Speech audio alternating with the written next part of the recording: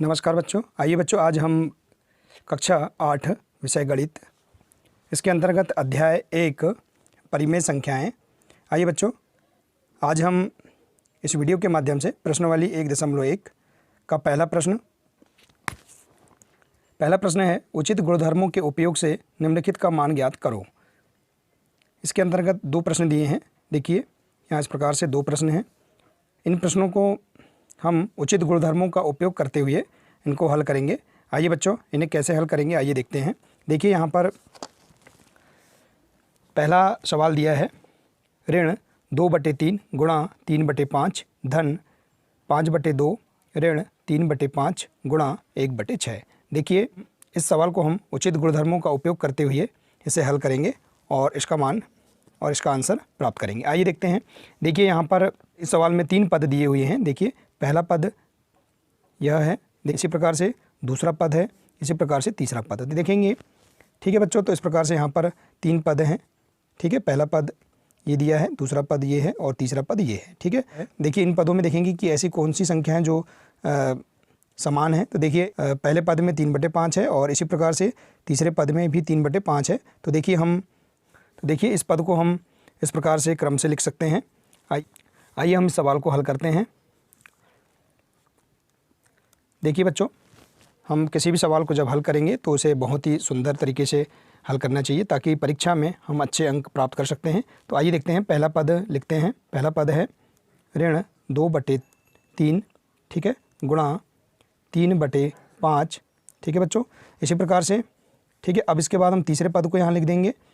देखिए तीसरा पद में क्या है, ऋण 3/5 गुणा 1/6।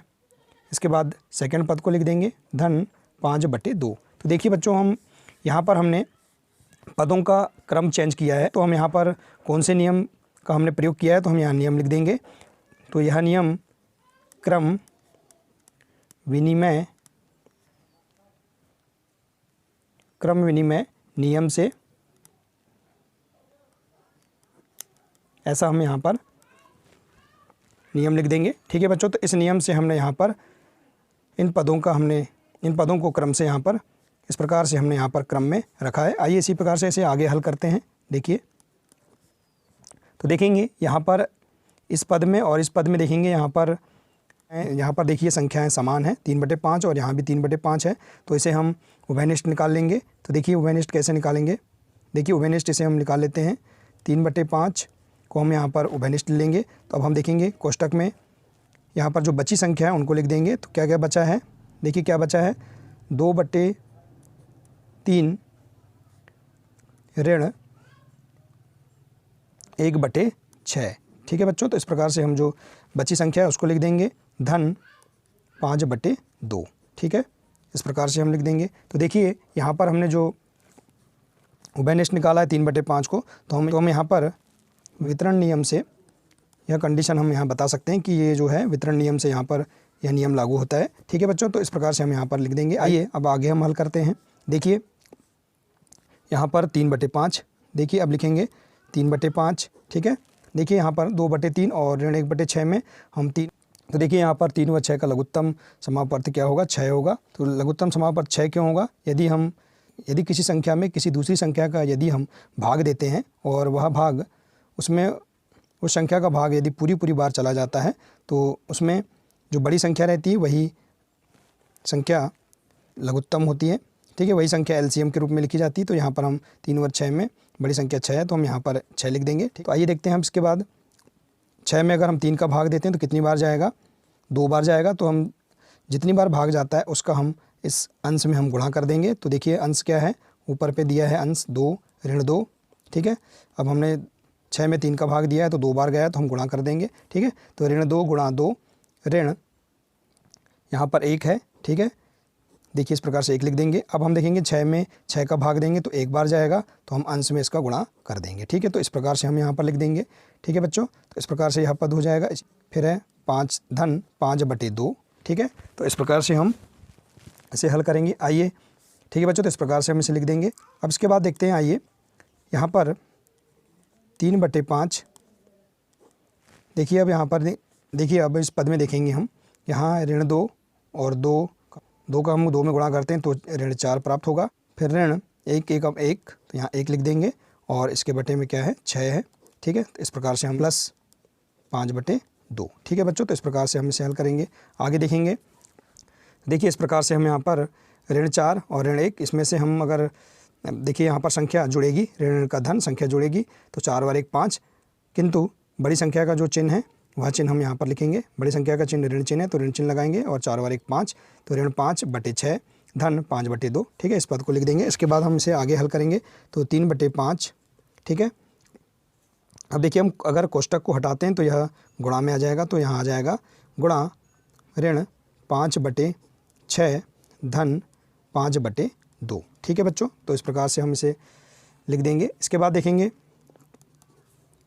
देखिए यहाँ पर 3/5 है और यहाँ 5/6 है, तो देखेंगे हम गुणा में यहाँ 5 से 5 कट जाएगा। इसी प्रकार से देखेंगे 3 एकम 3 और 3 दूनी यहाँ 6। ठीक है, 2 बार यहाँ से 6 3 से 2 बार कट जाएगा। ठीक है, तो अब यहाँ बचेगा 1/2 धन, यहाँ देखिए क्या बचा है धन, अगला पद है 5/2। ठीक है बच्चों, तो इस प्रकार से हम इसे हल कर लेंगे।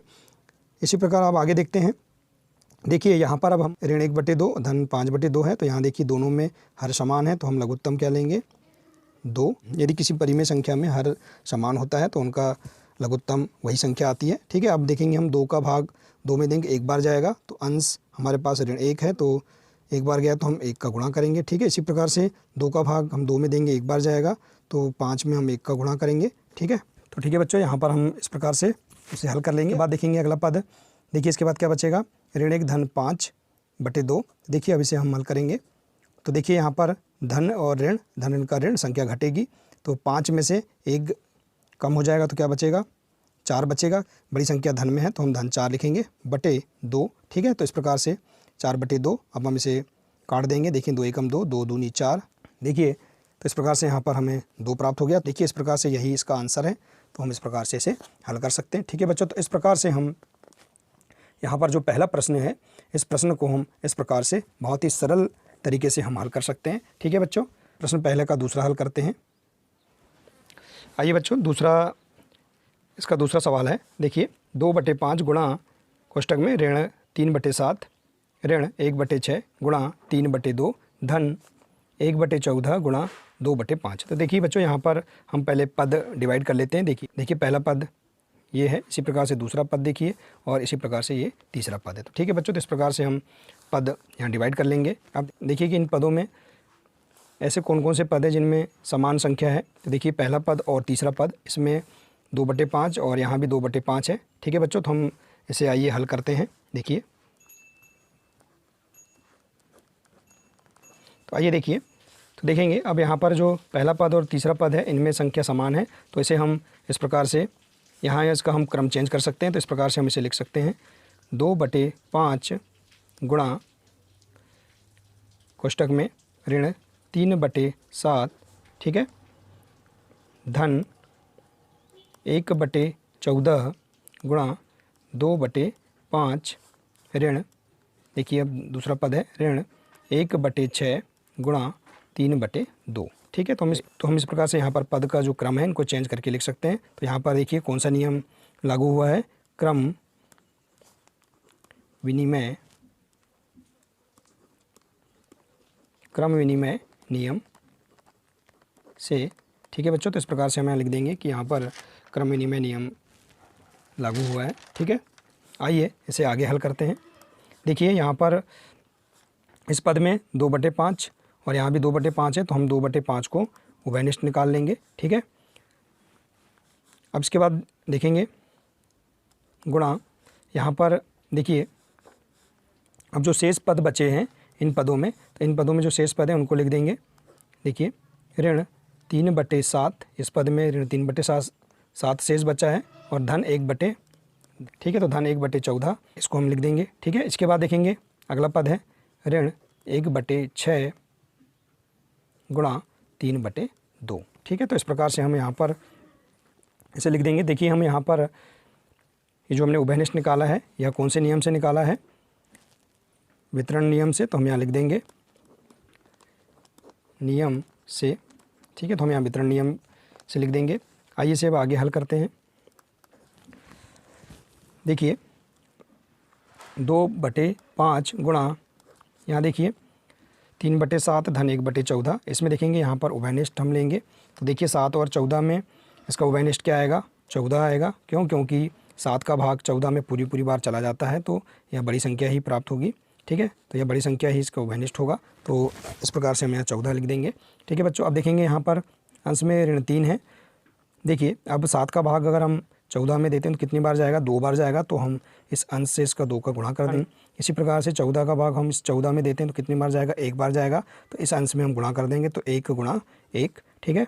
इस प्रकार से लिख देंगे। इसके बाद देखेंगे, देखिए अगला पद है 1/6 गुणा 3/2, ठीक है बच्चों। तो इस प्रकार से हम इसे हल कर लेंगे। इसके बाद आगे हल करते हैं। आइए देखिए 2/5 गुणा, अब इसे हल करेंगे 14। देखिए यहाँ पर गुणा कर देंगे, 3 दूनी 6, ऋण 6, 1 एकम 1, ठीक है।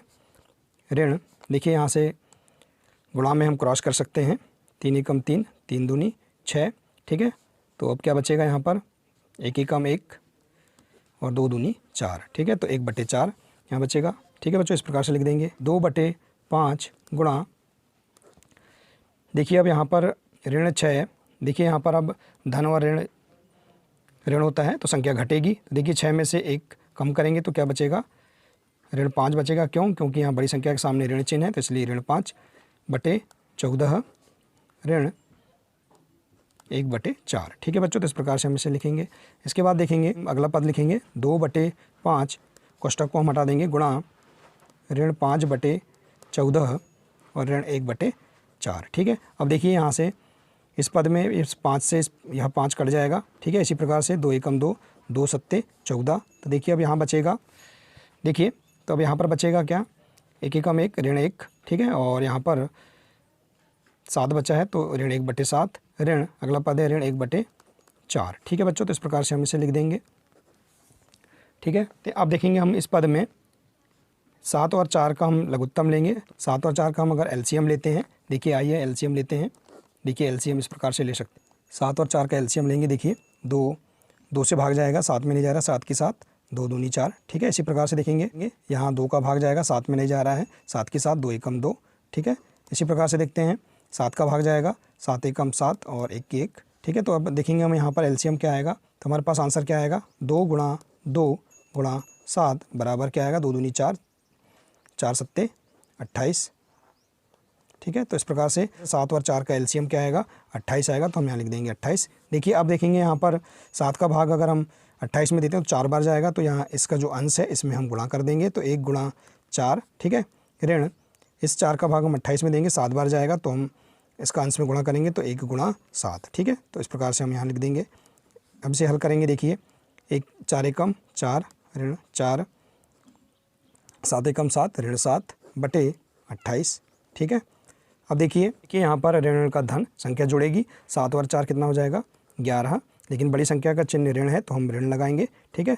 और उसके बटे में 28, तो ठीक है। तो इस प्रकार से हमें यहाँ आंसर प्राप्त हो जाएगा। तो इस प्रकार से देखेंगे हम बहुत ही सरल तरीके से इस सवाल को हम यहाँ पर हल कर सकते हैं, ठीक है बच्चों। इस प्रकार से हम दूसरे सवाल को भी हल कर सकते हैं, ठीक है। देखिए बहुत ही सरल तरीके से इसे हमने हल किया, ठीक है बच्चों। ठीक है बच्चों, इसी प्रकार से अगले प्रश्न नेक्स्ट वीडियो में देखते हैं। नमस्कार।